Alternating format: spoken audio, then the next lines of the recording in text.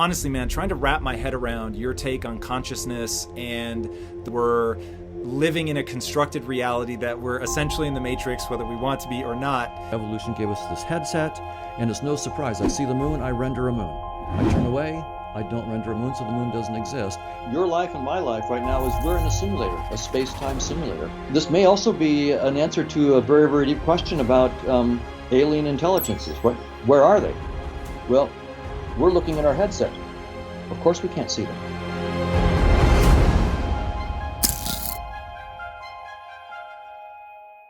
When we look up and see the moon, it's because there really is a moon, and it would exist even if there were no observers to see the moon. It would still exist. And we don't believe that we see all of reality. No one thinks that we see everything that there is to see. But we do believe that we've been shaped by natural selection to see those aspects of the truth that we need to see to stay alive. And so that our perceptions of space and time are giving us a genuine insight into a real space and time that would be there even if there were no observers to perceive it. And also our perception of objects like tables and chairs, the moon, quarks and leptons and so forth, that these things would also exist and have roughly the properties that we see, even if there were no creatures, no observers to see them at all.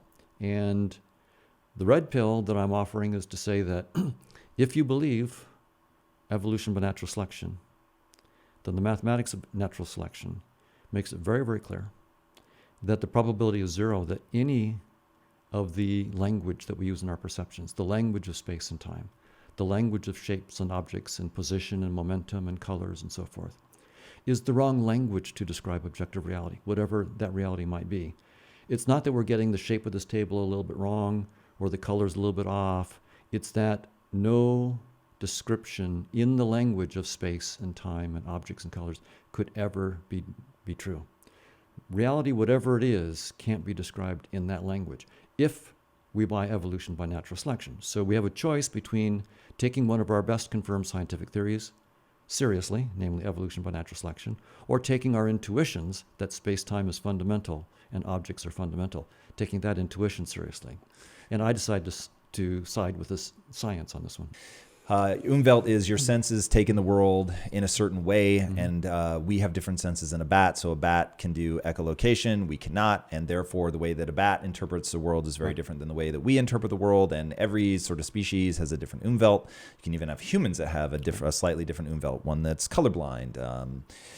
There's a million other examples, but you get these variations that are massive between species. You get like a dog, the amount that they can smell is crazy. They can smell a seizure coming, which is absolutely bananas, whereas of course you're not going to get a human that does that because of the number of scent receptors in the nasal canal. And so cool. All right. That's an Umwelt. Every creature, Homo sapiens has one Umwelt, one user interface. We have the Apple interface, and someone else, some other creatures have the Mac or the PC interface or whatever. Yep.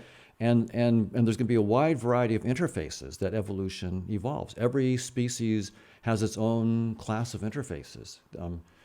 And in each case, the interface never shows any species the truth at all, according to evolution.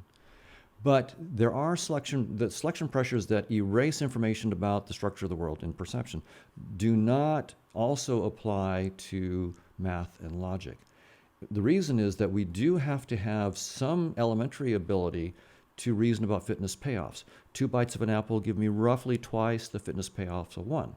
So not reasoning about objective reality, just reasoning about fitness payoffs and the logic of fitness payoffs, right? So that's why there's no selection pressures necessarily to be geniuses at math and logic, but at least the selection pressures are not uniformly against any capacity in math and logic. Whereas in the case of perception, one can show the pressures are uniformly against any access to the structure of the world in terms of the structure of what we perceive in our senses.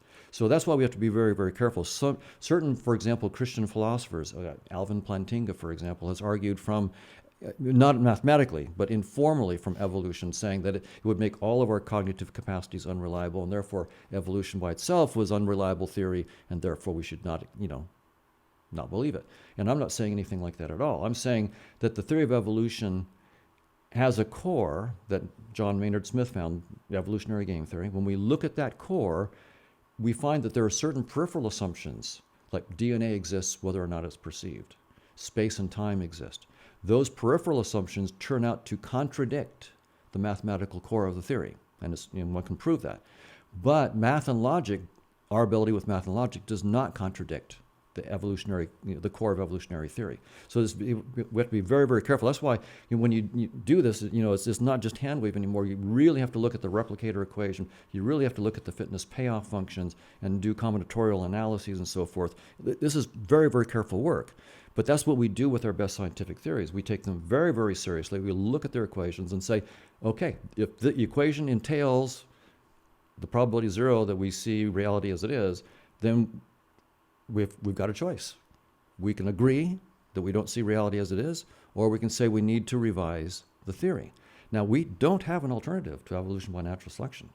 So if someone wants to propose one, they've got a lot of work to do, because evolution by natural selection is an incredibly successful theory. For anybody who's spent time in VR, what I'm saying will be obvious, right? If you're playing a VR game of like race cars, you see a red Corvette, when you turn your headset that way, you know that you're only seeing a Corvette that you're creating when you turn your head that way. You turn your head to the other side, now you're seeing a blue Mustang. The red Corvette is gone. It doesn't exist. There's no red Corvette in the computer that's running the game.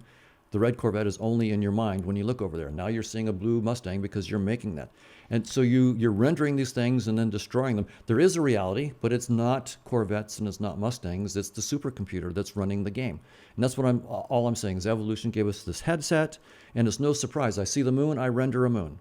I turn away, I don't render a moon, so the moon doesn't exist. There is something, but it's just not like, it's not the moon, it's nothing like the moon. Just like there's a supercomputer in the VR analogy, but in the supercomputer, if you look, you'll never find any green Mustangs or red Corvettes. You give an example in your book that is so powerful. If you would take a second, Sure. You describe what's happening in your eye when you look at a scene that includes a red apple, and the way you describe it at the photoreceptor level, I was like, oh my God. It gave me such an understanding of how terrifyingly complicated things actually are. Do you remember the part that I'm talking about? Right. So this is now just normal physiology. And so for the moment, I'll be talking as though, I believe in brain science and neuro, and we have to do that, as right? If. I love it. Right. So we have to bracket, everything is within the framework of a theory. So I'm now using neurophysiology and physics right now for this, to describe this. So when you look at a red apple, and suppose there really is a red apple, just for sake of this argument, it's got a real shape, and light rays hit it, and they have certain frequencies, and they pass through the lens of your eye, which focuses it on the back of your eye, just like a camera would. And on the back of your eye, you've got a piece of brain called the retina. It's nervous tissue. So it's a piece of nervous tissue. It has 120 million photoreceptors. It's like a 120 megapixel camera. And each photoreceptor is just reporting how many quanta of light, how many photons it catches. So I caught 3, I caught 10, I caught 50. That's all you've got, a bunch of numbers. So you have 120 million numbers. There are no colors, there are no shapes, there are no motions. There's just 120 million colors, numbers, not even colors. It's like if you look at the digital output from a video camera, you'll just see a stream of numbers. If you look at the stream of numbers, you'll see the problem that vision has.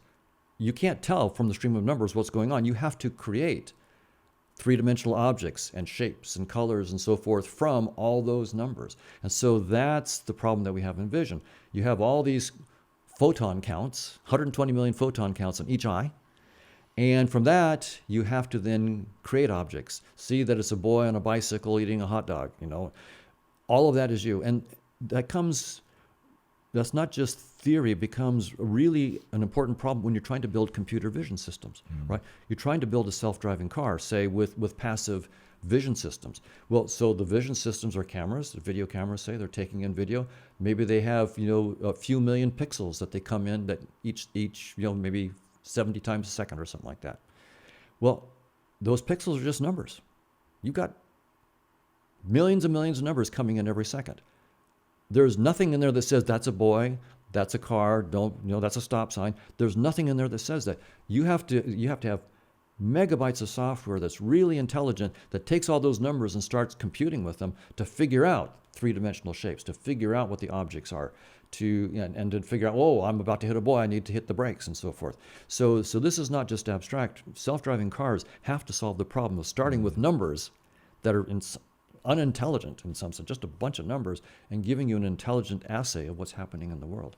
And so that's why a third of the brain, literally a third of the cerebral cortex, the higher part of our brain, is involved just in visual perception.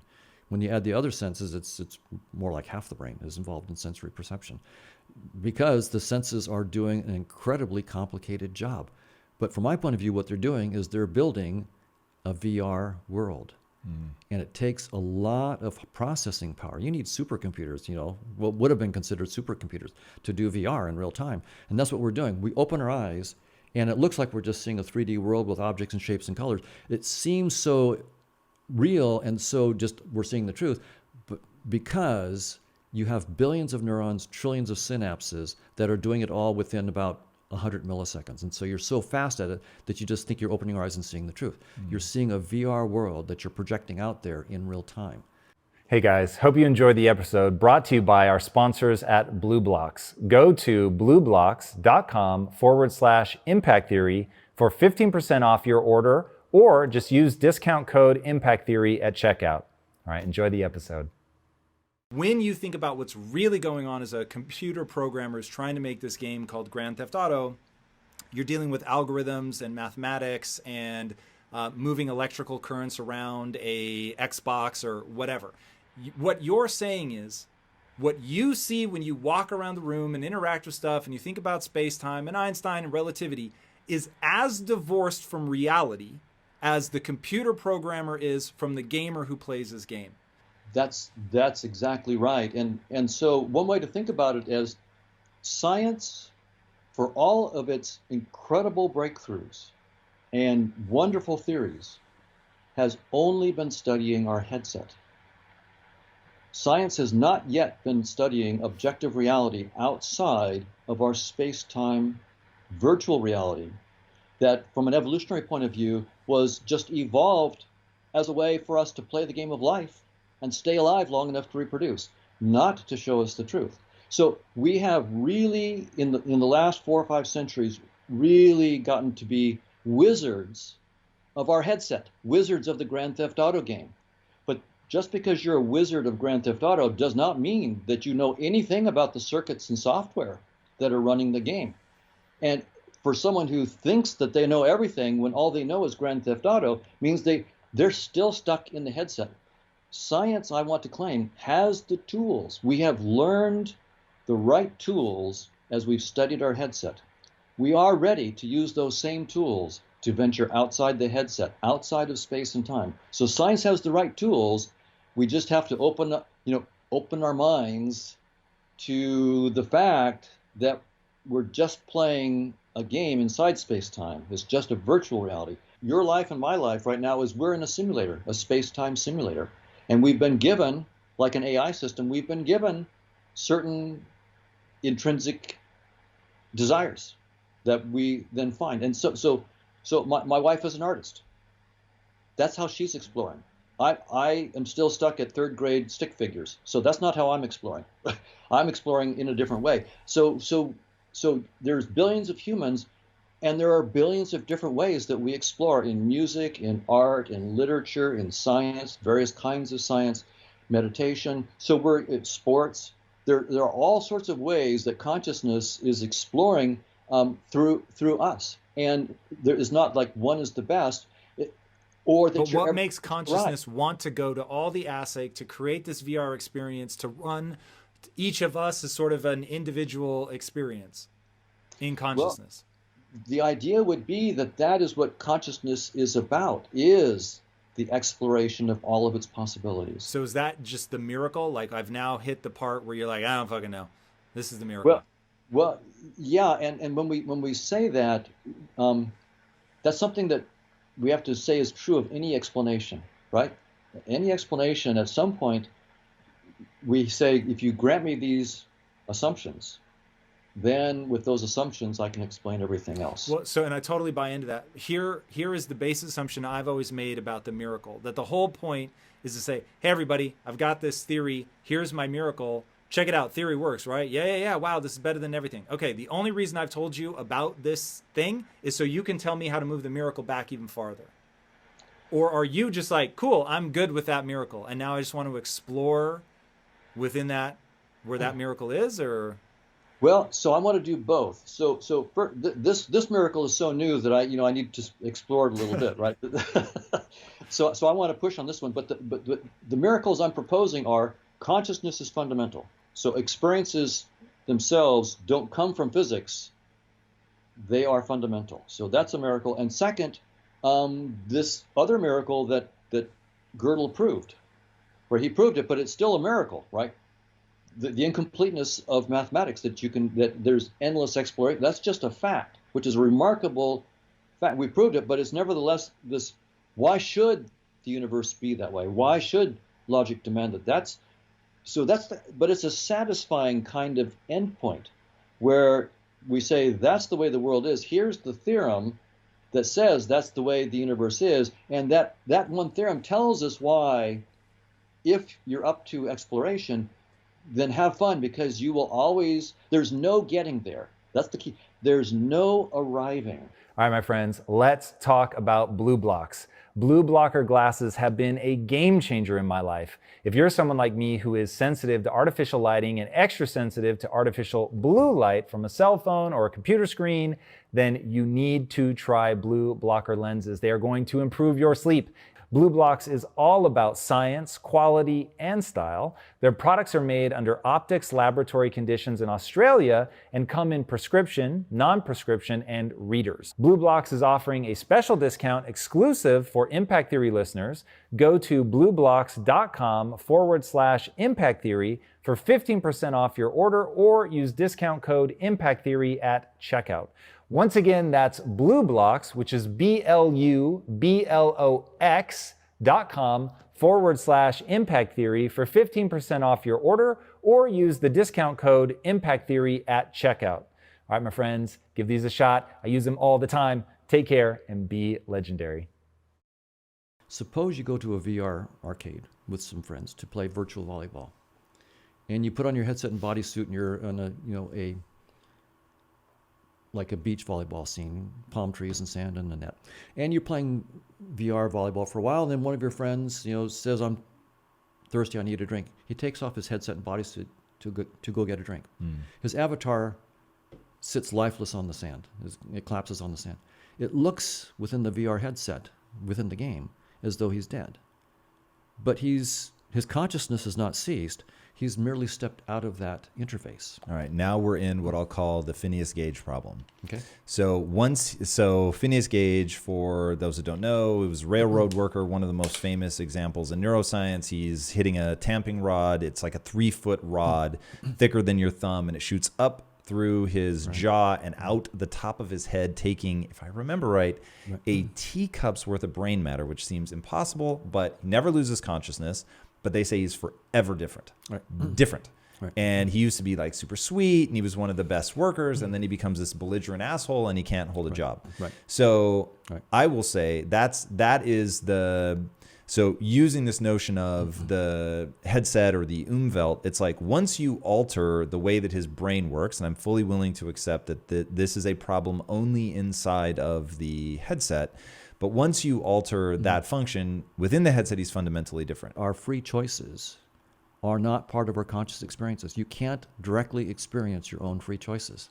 You can experience that you chose, but you can never actually experience yourself choosing. Why? It's really quite interesting. You can experience, like if I go, there's chocolate and vanilla. I'm going to choose between chocolate and vanilla. Well, I just chose chocolate. But how did I do that? Well, I had some deliberation process, but when I finally, all I can do is see myself reaching for the chocolate or the vanilla. I can see my cogitation processes, but isn't that all in the headset? All that I'm seeing is in the headset. That's right. So by the way, I only know my actions through my headset. I actually don't know what I'm doing. When I reach out and grab something, I don't know what I'm doing in objective reality, in the realm of conscious agents. How does all of this play out in your real life? And I've heard you talk about Right. that there are moments where you have, I'm sort of putting words in your mouth, but almost a meditative experience where you transcend the notion of self. How so?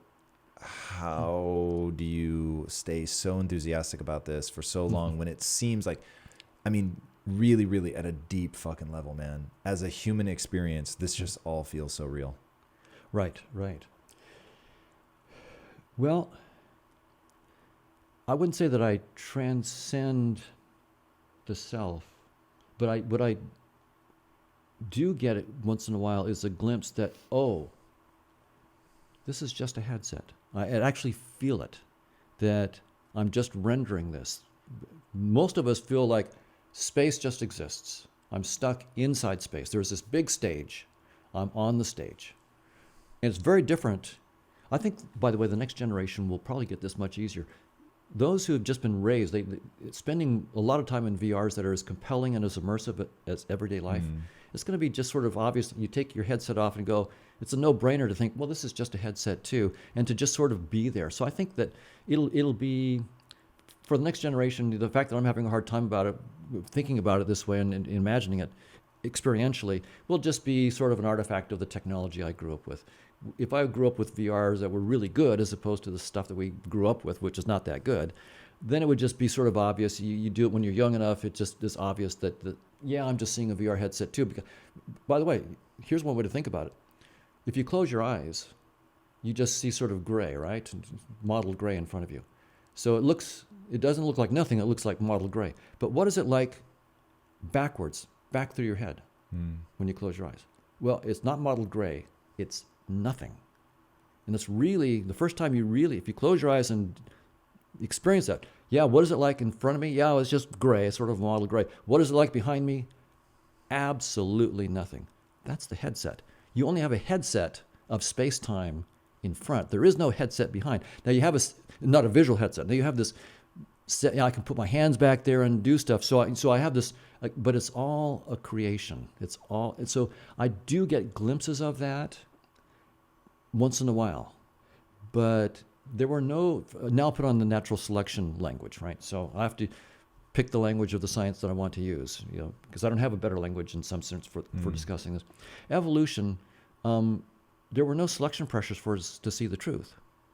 And so there were no selection pressures for us to not take space-time as the truth. And so we do. Piaget tells us, when we begin to take objects as real, as these aren't just like little data structures that you create, that they really exist all the time. He called it object permanence. And Piaget said that when a kid is about 16 or 17 months of age, they don't have object permanence. You take a little baby doll, put it in front of a child, they play with it, you put it behind the pillow. If they're 16 months old, it doesn't exist, Piaget said. And then, but at 18 months, now they go and crawl around and try to get the object, the baby doll out of behind the pillow. Later experiments showed maybe down to 3 or 4 months. But the point is, these experiments show that we're programmed, now I'm using the evolution language, we're programmed by natural selection to buy into the illusion that objects exist even when they're not perceived, object permanence, when we're 3 or 4 months old. We're not rational. It's being done to us without our permission. And so by the time we come to the age of reason, it's the water that we don't know that we're wet. It's the water we've been swimming in all of our life. We just have been programmed to take this as the reality. This may also be an answer to a very, very deep question about alien intelligences. Where are they? Well, we're looking at our headset. Of course we can't see them. That's interesting. They're out there. That's really interesting. That's really interesting. We may, I'm not saying we won't find some of them out there. Our headset may give us access to certain alien intelligences on planets around Alpha Centauri and so forth. But it's going to be trivial compared to all the consciousnesses that are out there. That's what a headset is for. It's there to hide all of the consciousnesses because it would be overwhelming to interact with them. So that's where they are. They're all around us. We're like ants that don't see the guy with the raid can coming at them. They just can't see it. Right? So they're all around us, but we are stuck in our headset, and we think that we're the epitome of advancement and knowledge, and so forth. It would be funny, and it may be the case that that's a rookie mistake that every consciousness goes through in its simulator. That it thinks that because its headset is only going to give it the best access to itself and others like it, and less access to others. And so in its own eyes, it will always be the wisest in its environment. And so it may be a rookie mistake that every simulator that consciousness creates has. That we all have to go through this phase of going, oh, we're the best, we're the greatest, we're the epitome of evolution. And then we slowly realize, oh, no, I'm in a simulator, and there's this infinite range of other possibilities of consciousness. Some so profound that I if I could see them, I might be inclined to fall down and worship them. Who knows? It just so. But it's a really humbling position. So we go from being the top of creation, the smart, the brain is the most incredibly complicated thing we've ever found in the entire universe. That point of view to, oh wow, we've made a rookie mistake here. There are consciousnesses out there that are far more mind-blowing than anything I could even concretely imagine. So it's a very, very different kind of thing. But I think all of us do wonder about what's next, and why are we here, and what is it about? That's why that's one reason I do this. Is life is very, very short. I want to explore, and things that most of what I've believed very deeply has been very deeply wrong. Most of what humanity has believed very deeply has been very deeply wrong. We're almost about 100% consistent in being deeply wrong. We've believed that space-time is fundamental. Almost everybody believes that space-time is fundamental. We all believe the Earth is flat. Now a few very advanced physicists, Ed Witten has said space-time is doomed, David Gross has said it's doomed, Nima Arkani Hamed is saying space-time is doomed. And these guys, especially Nima, are now really being adventurous, very, very brave, and saying, let's go outside of space and time, into a world where we can't think. Just imagine what they're trying to do. We're trying to think entirely outside space and time. Like, as you said, as a kid, you're going, what could possibly be on the other side of space and time? These guys are saying, not only is there something on the other side, I need to think deeply about it, and here's a mathematical structure in which space and time, quantum mechanics and unitarity don't even appear in the language.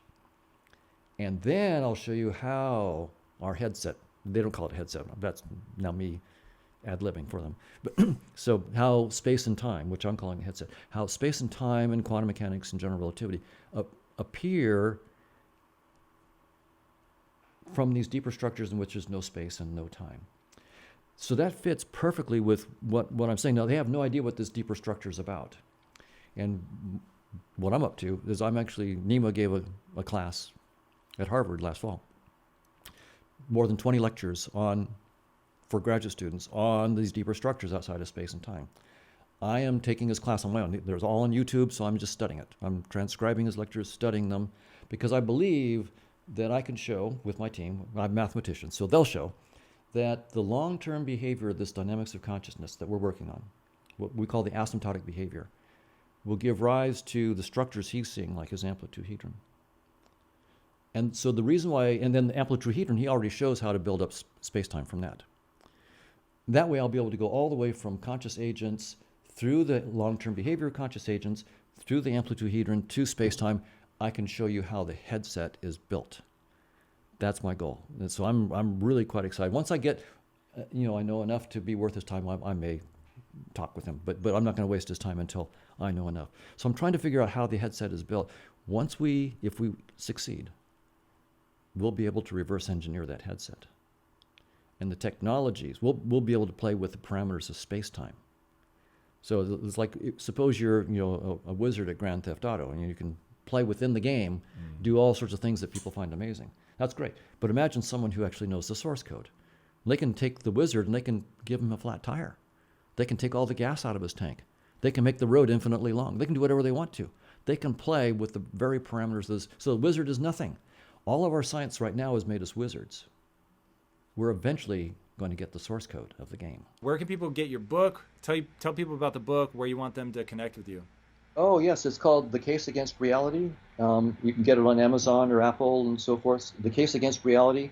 And then I've got a Twitter feed at Donald D. Hoffman, I think. But if you just Google my name on Twitter, you can find it. And I put links to most of my, I'll put a link to our podcast here and so forth. But, and yeah, so on Twitter, and I have a website at the University of California at Irvine that lists some of my papers and has my email, ddhoff@uci.edu, so people can email me. I get enough that I can't respond to most of the emails, but every once in a while I can respond. So nice. You know what that's like, I'm sure. I do indeed.